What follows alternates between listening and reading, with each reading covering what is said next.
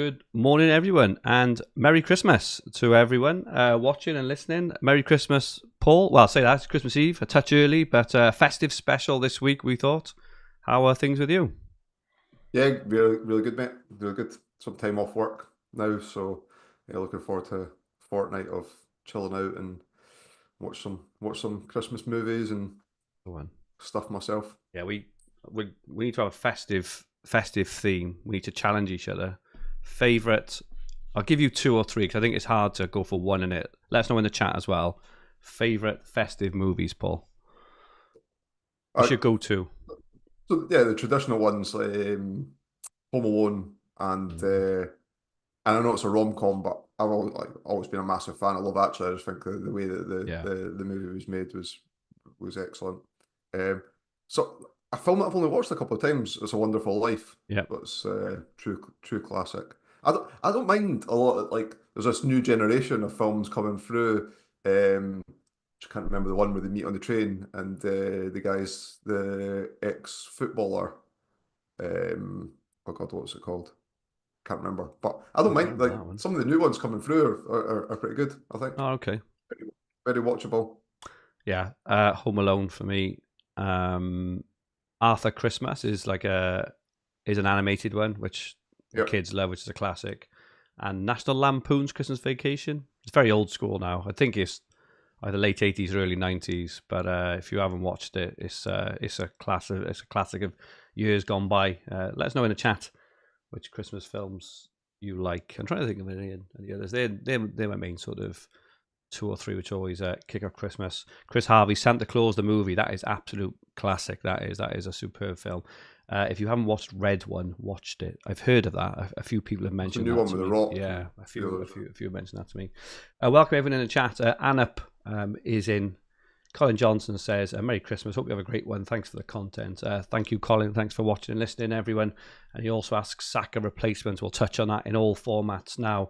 Colin also asks, favourite bite to eat at Christmas, treats or dinner? What do you look forward to, Paul, Christmas? Are you you only eat cheese and crackers at Christmas sort of guy? Or like posh meals, right? Yeah. Like cheese and crackers is usually my go-to, unless they've got creme brulee on menus. I always go for Wow. that with like, as a sweet. Uh, I I think underrated vegetable that I eat only at Christmas time, parsnips, like roasted Roasted, parsnips. yeah. Um, Agree with that. pigs and blanket, massive fan as well. Yeah.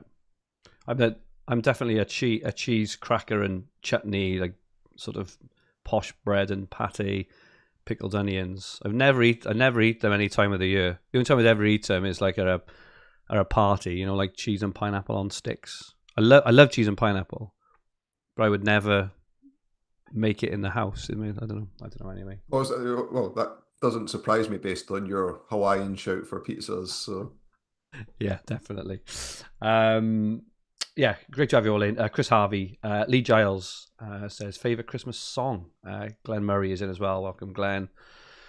Favorite Christmas song? The Pogues is a I'd say classic. the Got to be Pogues is that my one, favorite. hasn't it? It's The most underrated Christmas song I would say is 2000 Miles by Pretenders. 2,000 Because nobody miles. ever because nobody ever puts it on their Wow. favorite, but everyone knows everyone knows the song. I think the lyrics in it's like underrated as well. I do like Mariah Carey. It's incredibly Christmassy in it. All I want for Christmas. That is that's when you know that sort of November, December's arriving. Colin John says cheese is gold. It is. I bought some mango and ginger cheese yesterday, which I'm really looking forward to eat. Mango and ginger Mango cheese. and ginger cheese. Really looking forward to it now from Tesco's, mate. If you're interested.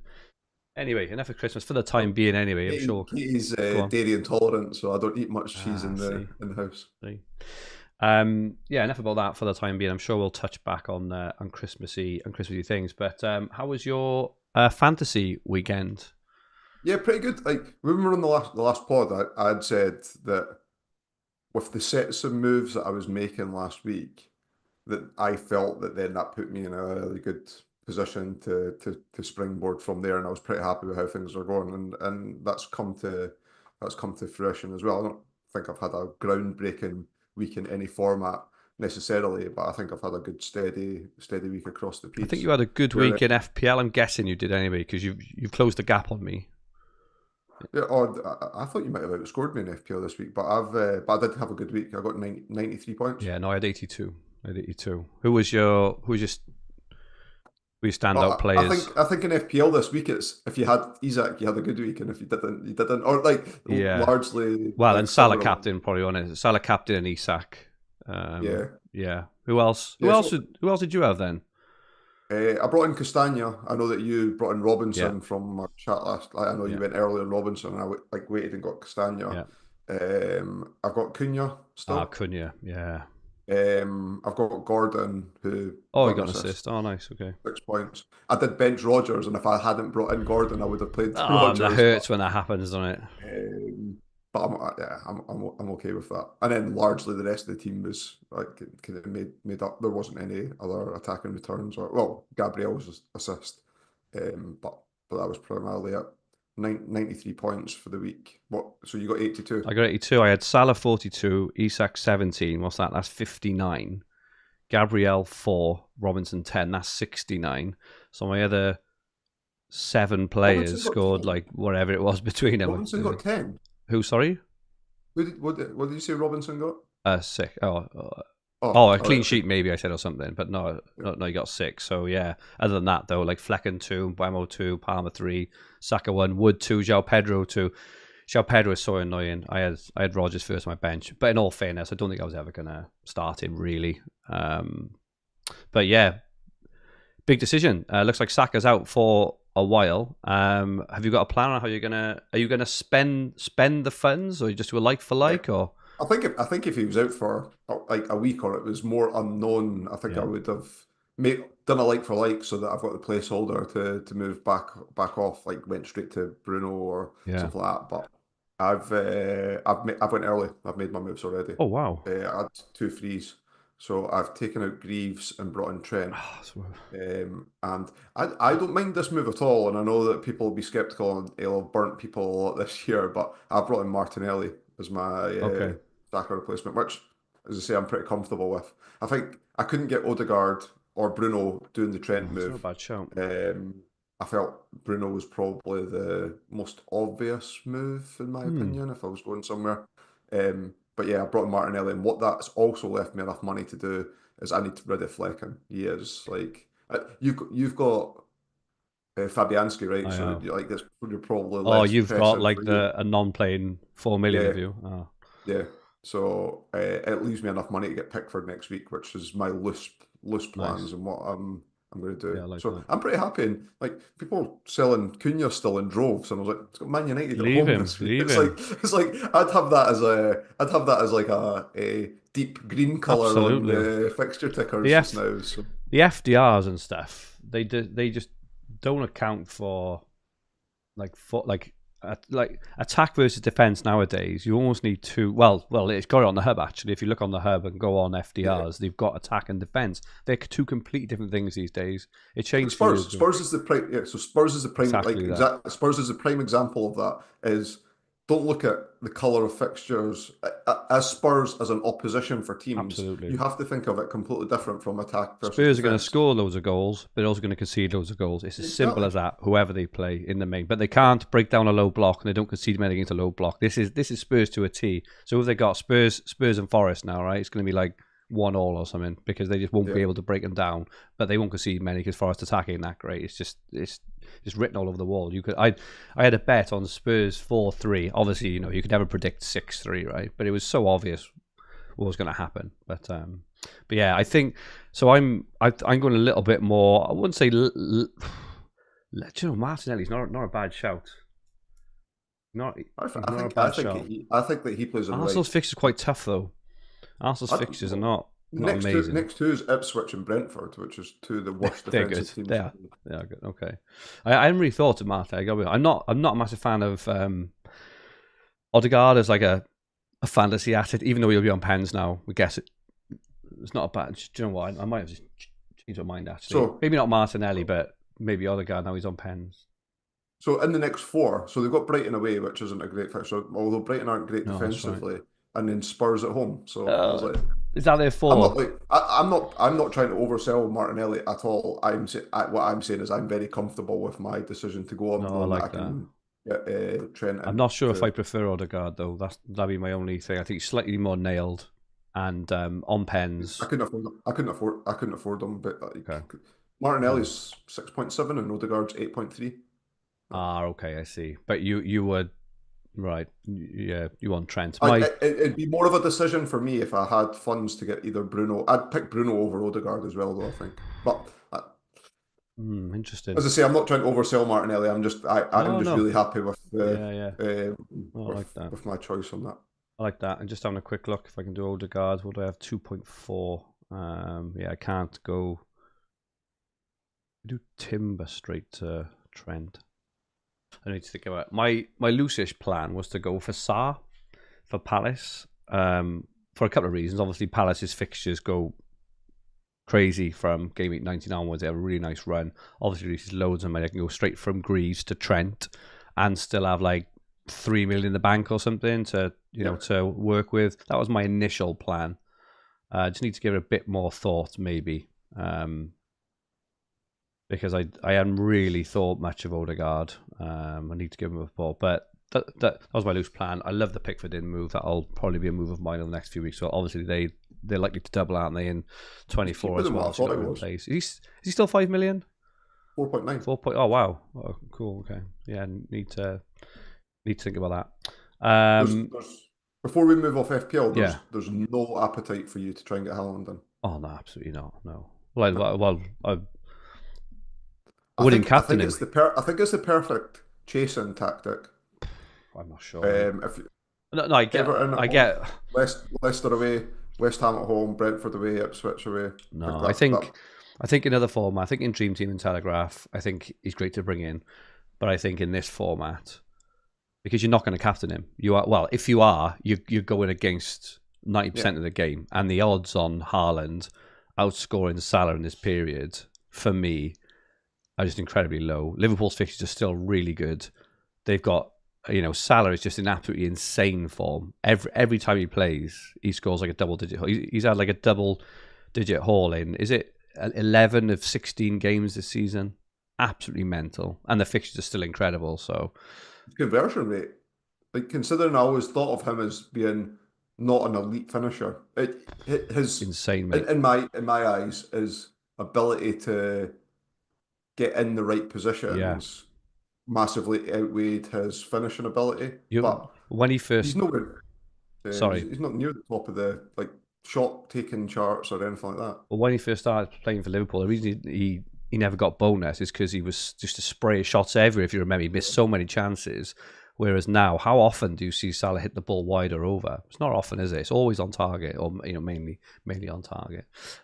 Colin's asking Saka to Liverpool assets. So the only problem in FPL, I suppose, is you don't know who's going to play, do you? It'd be lovely if you can get we knew the starting 11 versus Leicester, and you knew Jota was starting up front or Darwin or whatever else. I think it'd be an absolutely insane choice, but it's sod's law, right? You're going to get the wrong one. They're all fit. Yeah. They're all fit. Who'd you go for? Diaz, Gakpo, Jota, or Darwin?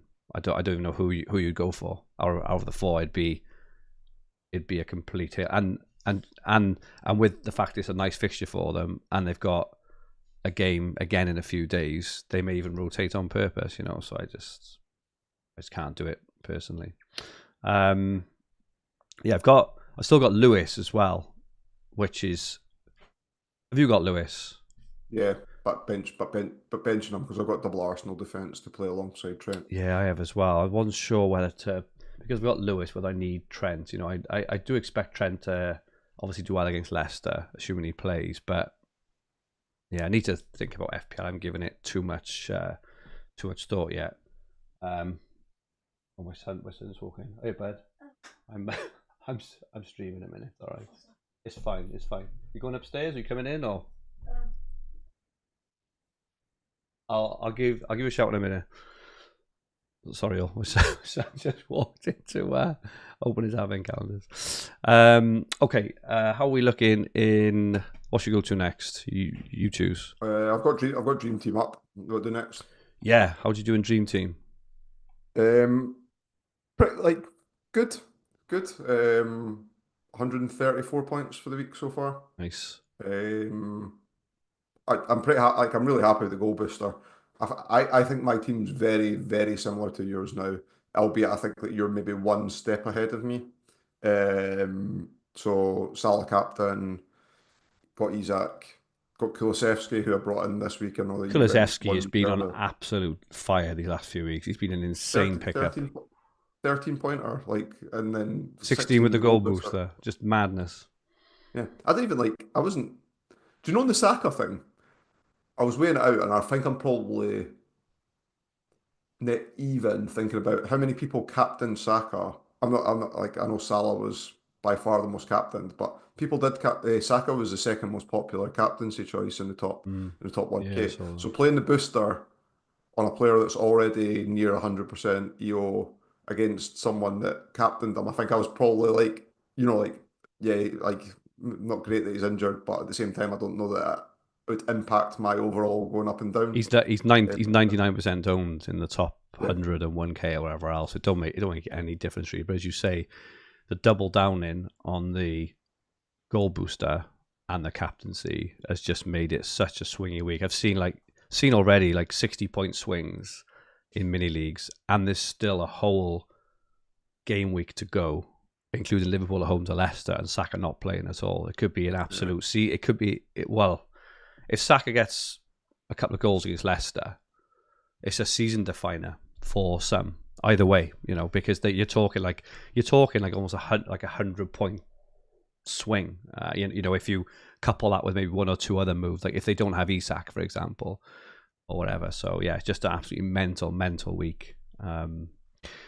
See, I got like, I think there was some murmurings about the over emphasis on playing the goal booster this week, and maybe something like I'll address a little bit. Like, first and foremost, the whole purpose of this podcast from me and you is the friendly rivalry and our chat on fantasy football. So whilst we are sharing information, happy to answer questions that come through. Our main objective of this isn't to influence anyway, right? It's to talk about No, what it's we're just thinking just and to have a chat. Yeah. what we're going to do anyway. But there was a notion that, well, if everybody's playing up, everybody, very loosely, is playing the goal booster this week, where's the advantage? And for me, it's about not being disadvantaged by not playing it rather than being advantaged by playing it. Because do you think it's the best time to play it and you'll get maximum points from it? I personally think it was, and 100%. I wasn't playing it that's because what, everyone else was and that's playing it. I was playing it because you look at the fixtures, set yeah. set your team accordingly. Because the reason I ended up going for Kulusevski ahead of Andy Robertson, which was like even that is because of the goal boost of the following week. Because I was thinking, right, look at Yeah. it, look at the fixtures. It all just added up for me. So the fact, even now looking at the second lot of fixtures, even now, and I'm not even talking about defense. Palmer's home to Fulham. Fernandes has got Wolves. Saka would have had Ipswich. Isak's got Villa at home. Haaland's got I Everton think at that's a home. And good Salah's got fixture. By Leicester the at way, home. They're insane fixtures. I think the Newcastle Yeah, I at home at agree. Villa I is agree. a good fixture for Newcastle. Yeah. Oh, they're still mental fixtures. Yeah, I couldn't pick. I don't think a better double. Well, you Absolutely could, not. but No. for all of the big players from all the big teams like at a time when they both had like they've all had good double fixtures at the same time. No, I definitely didn't play it because everyone else And was it's not playing it. It's hindsight. It's just not hindsight for well, either, right? you mentioned it weeks ago, weeks and weeks ago, and I started having a look. I started thinking, actually, I started making decisions based on the fact of getting these certain players in place for this. So yeah, my only kind of letdowns this week, I went for Forster ahead of Duvrabka, only for Did you the bring in Trent? Did you bring in Trent? yeah. I know. I went for Forster and Trent for Mazraoui and Martinez, which worked out well. Isolation. I mean, the Trent move did, but I got Forster 0, Porro -1, and the reason I went for Forster was, I just think he's gonna have his place for longer than Duvrabka. Spurs fixtures do improve. Porro, I think, is a bit of a dilemma because Udogie is back. I'm not even sure that Porro will play against Forest because he was rested or dropped, wherever you want to say, the game before, wasn't he? And he only came on and got a clean sheet because Udogie went off. Spence is playing really, really well. So I think Porro maybe a transfer out this week for me. I'm thinking of Porro to Robinson. I know there's a few on the Robinson, but Robinson they've got the double now, haven't they? Early in the new year as well. He's definitely going to rise, I'm guessing as well. That's one move I'm contemplating. And Saka replacement. Steve Ricks is asking in the chat, who's your Saka replacement on Dream Team? I haven't given a lot of thought yet.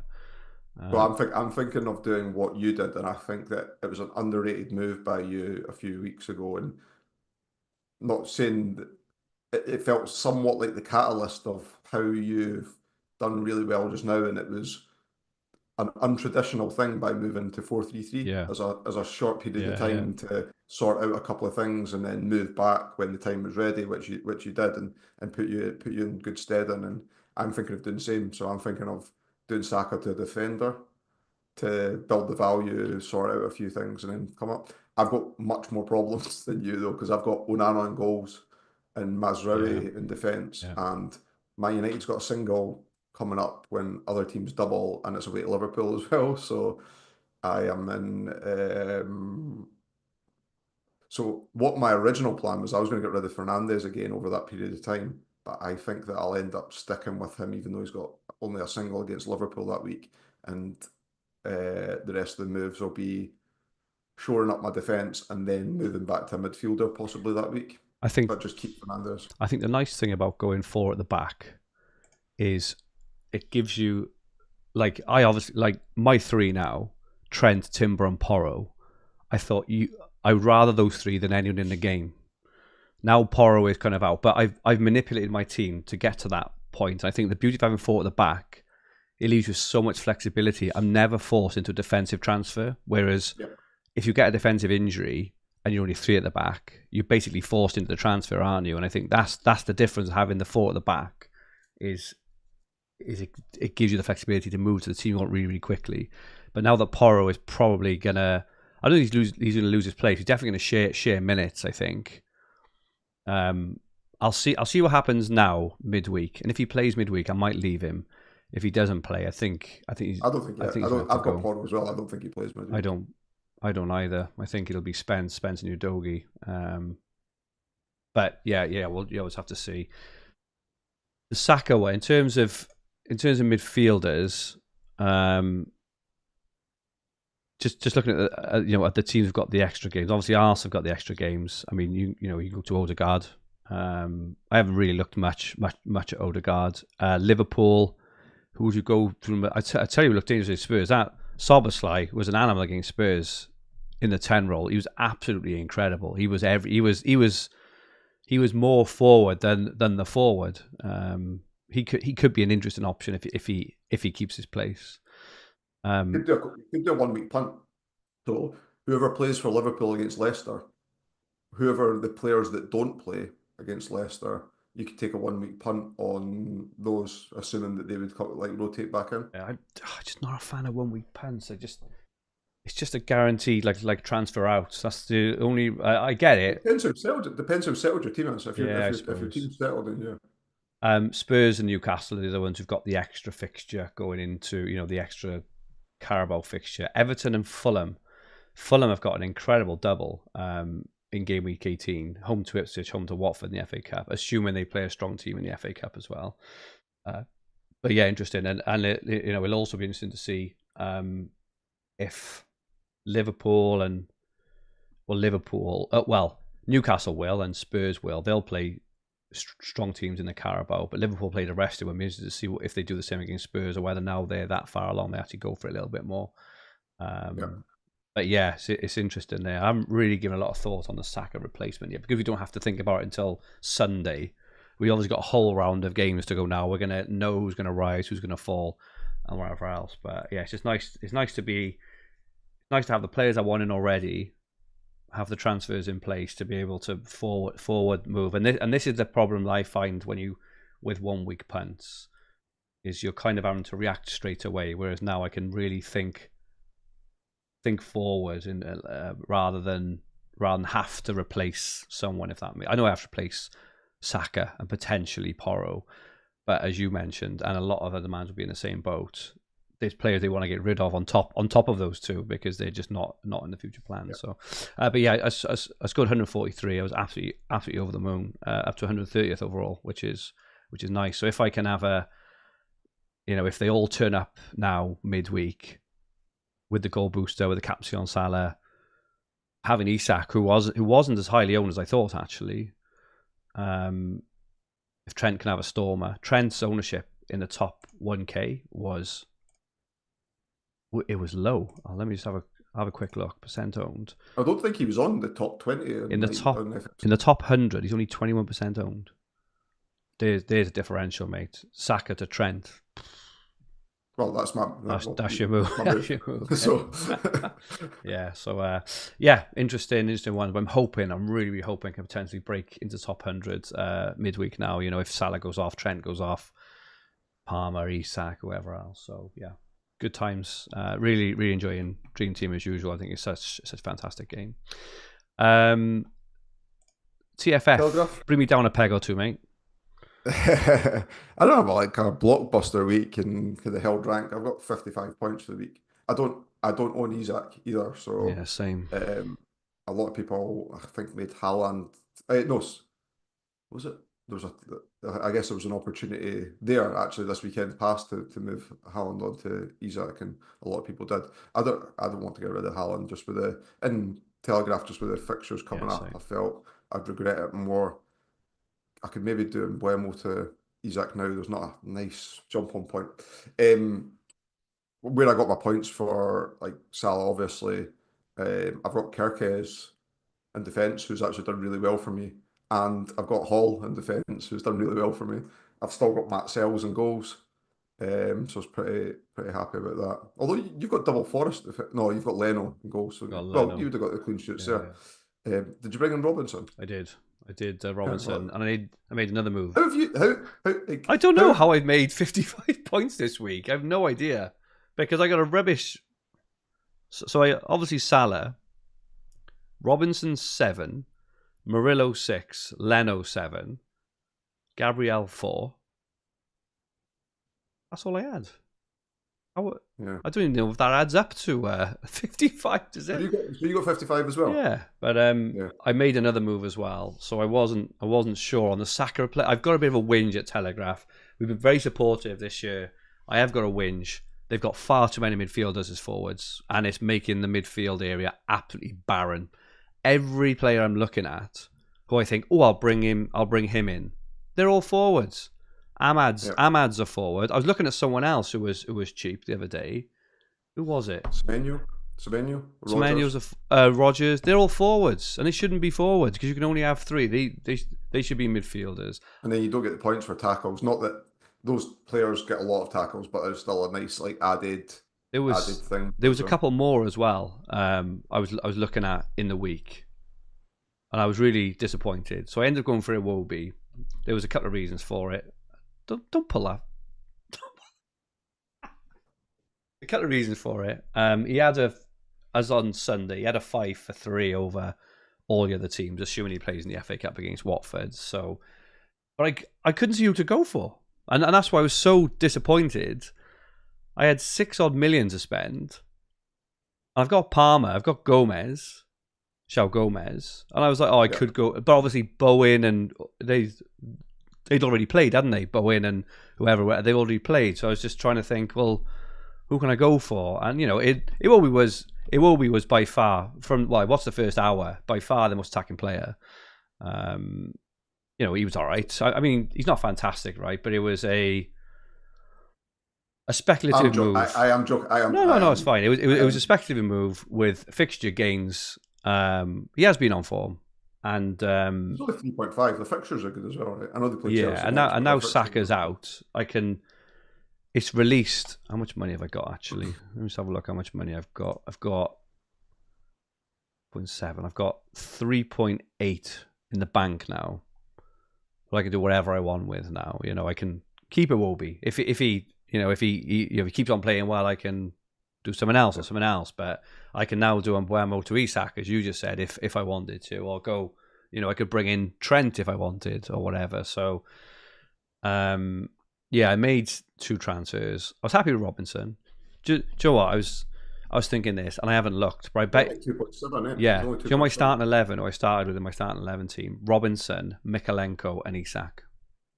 And I'm concerned now that my starting 11 has overtaken my actual team, but I'm not going to look. Yeah, there's a few comments off Colin and a golden goal about the forwards in TFF. It's just you just can't have them. And there was another one I was looking at. I can't think who it was. What positions Ismail Assar? Is he a Oh, forward? Sa. It was Sa. He's a forward. He's a forward. That's Ismail annoying Assar. because That's I'm the one I was thinking, looking at. That's the exact player I was yeah, looking at. He's cheapish, but he's a forward. It's just like you just can't have these players. You can't. There's no goal scoring midfielders to go for. I've got apart from Palmer.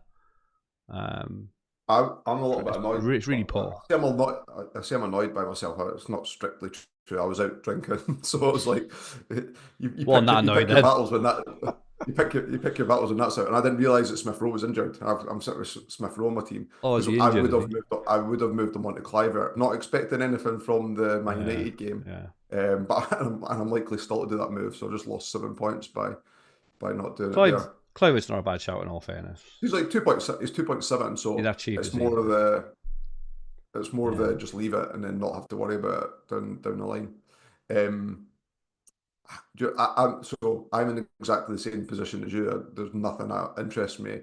So Trent, maybe.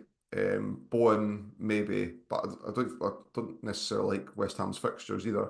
Um, so I'm like, do you know what? I'm doing Martinelli in FPL, so I think I'm just going to like double down on it, like and put him in there. No, it will be then. Again, do I think it's the? Do I think it's like the most? Am I guaranteeing Martinelli scores points over this period and doesn't get dropped? No, but Yeah. I think like either bring full pain or full jubilation if Maybe he does. fire, If he but does I well. don't think you'll have. I don't think you'll have full pain in either because there's no obvious replacement. It's not like everyone's going for someone else. Are they? Bruno. He's so expensive in this game. Is he 6.4 or something? I mean, he's just not doing it for that price, is he? Whereas, I say it will be. Over the next 4 now. I'd hope for maybe 2 returns over the next 4 games. But the fact that it releases all the money, the fact is that the FACA. I was about to say the fact sacker. I said the FACA. The FACA means that obviously we're not going to need him back now for ages as well, which is really nice because it releases loads of money. But I'm still, because there's no massively obvious replacements or massively obvious people I really, really, really, really want, I'm perfectly happy to use the vast majority of my transfers daisy chaining now and getting pure fixture gains rather than when I didn't have Salah or Palmer, they were hurting me every single week. Isak is hurting every week, but a lot of people have transferred Haaland out as well, so I think that'll reverse back on itself. Yeah. In this period now, players like Mbeumo, I think are underrated because I think he's going to play every minute of every game. He is on pens, he does return, you don't expect him to. So yeah, and you've got players like Murillo and Munoz who return when you don't expect them to either. Like on the weekend with Murillo, never expect a clean sheet there. So yeah, just going to leave it and wait for the fixtures to fall of how they're going to fall. I got 28 left now. I had 30 for ages. I've only used 1 in the last however long, so I used 2 this weekend. How many have you got left? Rough. 28. Oh, okay. 9, I think. Okay, interesting. Yeah, I know there's lots in the WhatsApp chat. I've got a lot more than this. Of mid 30s. Dan Cox is still absolutely flying. So yeah, but Well, he's got double Forest defence though as well, so had a good weekend as well. I'm 11k. But I'd probably guess that the average transfers in the top 10k was 22 last week, and that's going to significantly decrease, I think, again over this next period. So it wouldn't be far like it's 20. I'll have 28 or 27. So, I just think that out of those 11,000 managers in front of me, I'm pretty hopeful that sort of 8 or 9,000 of them are just gonna manage their transfers the wrong way, and then we just have to see if we can climb. But definitely has been a vintage year. I'm disappointed because the last 4 or 5 years in Telegraph. I think I finished in the top 100, 150 every time. I think it's going to be a hell of a struggle this year, unless something really, really clicks, unless the fixtures fall a certain way and we've, a couple of 5-for-1s which really come in or something. But it's going to be difficult because there's so many really good managers ahead of us as well. What are your kind of aspirations in TFF?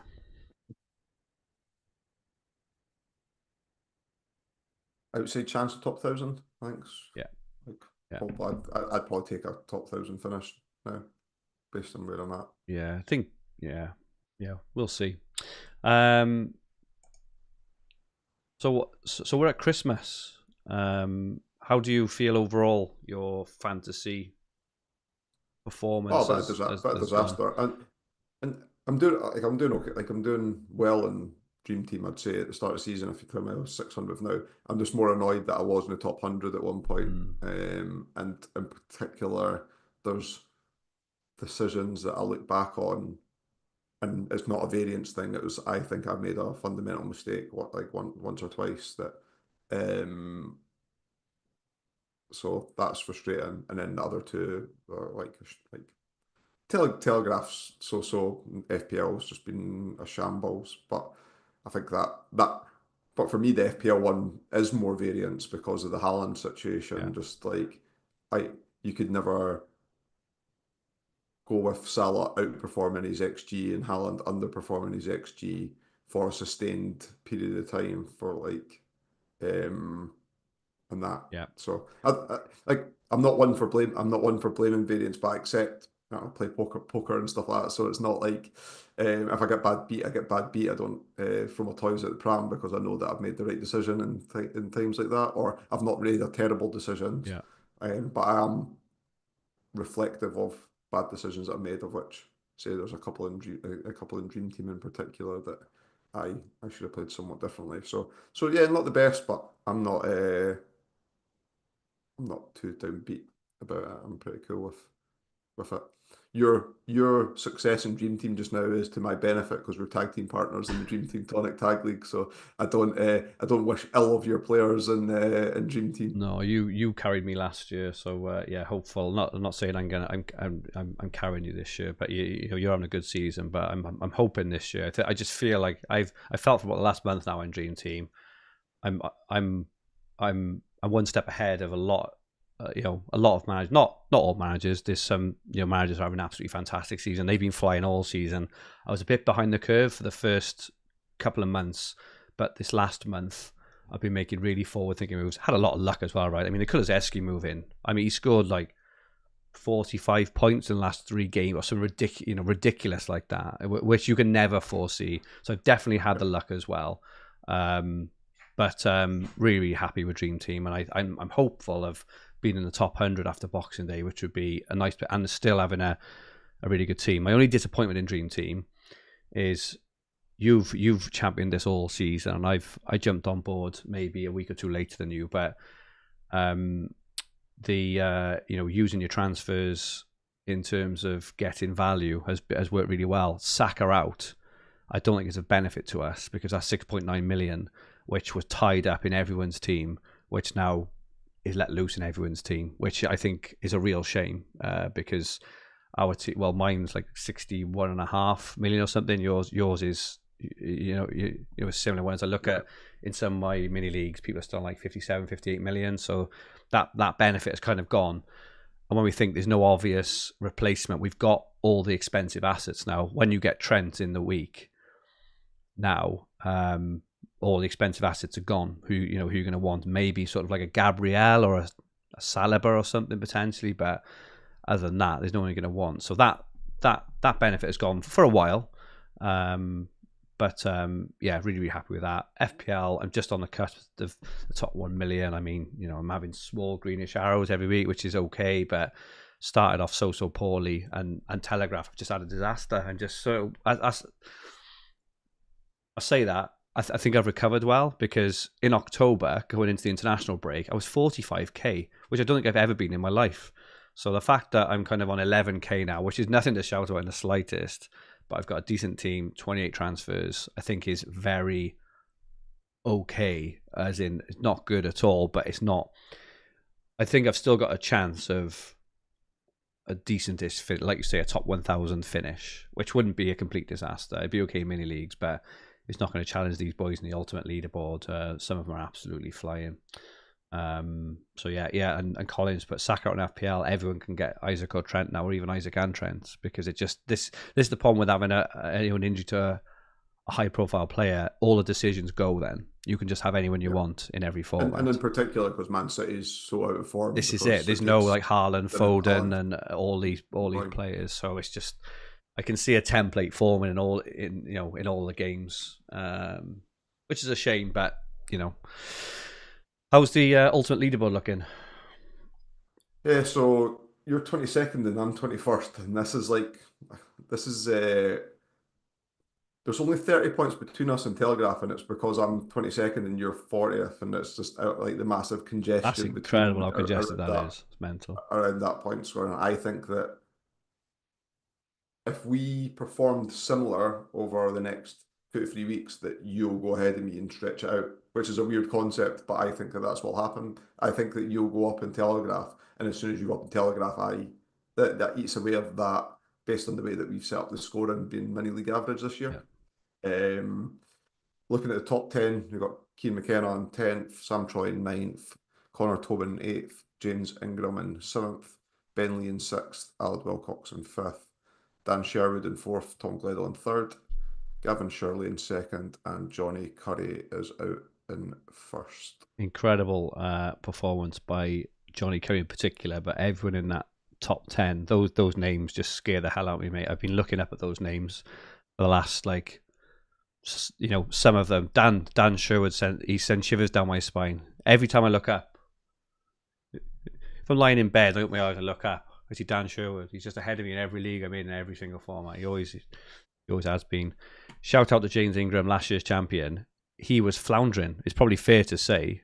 A couple of months ago, he was like 43rd. How he's gone from 43rd to 7th, and in Telegraph he's up to 4th. I don't know what he's done, but he was like 40th. How you go from 40th to 4th? Is there any team that's went on Everton block defence, something like that? Like I don't know, like incredible, absolutely incredible, and he's still got his chips. He's using goal booster this week, goal bonus, but he's still got 12th man. He's still got max cap as well. He is an elite fantasy manager. Shout out to Carl Weeks, 12th, Dan Cox in 13th as well. Simon Ingram, 15th. Martin Burke, 17th. Some top players doing really, really well. So well played everyone. Hope you are enjoying. Table by points, I'm 12th, mate. That just goes to show my Telegraph performance is really, really hindering me, and it just goes to show that we did the right thing by doing the mini league rank. So superb stuff. Any last Christmas questions? How do you spend your Boxing Day? I go to my sister-in-law's. They all go. So I go to the farm. The farm, as if you should know, or everyone should know. I do know the farm, but yeah. My in-laws are farmers. Yeah. So I go there I go there every Christmas Day, and then they do Christmas dinner on Boxing Day again. But I go to my sister-in-law's because, like, my partner's brother-in-law, basically my sister-in-law's husband, is into football. So we just go and watch. Have beers and then just watch all the games back to back. Got a dilemma this year though. Well, it's not much of a dilemma. I just need to influence him because he's not a Hibs or Hearts fan, and the Edinburgh Derby's on at midday, but Man City play Everton at midday as well. So I need to convince him to watch the Hibs Hearts game. Justin, okay. We're doing Boxing Day. Not too much this year. Obviously, lots of sport. Going over my parents in the evening for Christmas festivities and games and a few beers and whatever else. So nothing too much. Okay, well that's it from us for this week. Try and squeeze it in maybe next week. I don't know if you're around. Yeah. I'm away down south for a few days, but it won't be but I'm around on Monday. So yeah, the beauty of this pod, we don't have to do any prep. Just switch on, go live and chat. which is nice. You don't have to do any prep, so don't mind doing one at all next week. That will be good. So we'll be back next week. Thank you so much for those of you who joined us on this Christmas Eve. Wish everyone lots of points, lots of fun, and happiness and joy and merriment with your loved ones, and over the next few days. But most importantly, lots of fantasy points. That's what it's all about. And enjoy the Boxing Day football and enjoy the week, everyone. Should be back next week. And thank you so much for joining us in this first half of the season. Hope you're enjoying. Any feedback, let us know. But we will speak to you all soon. Thank you, everyone.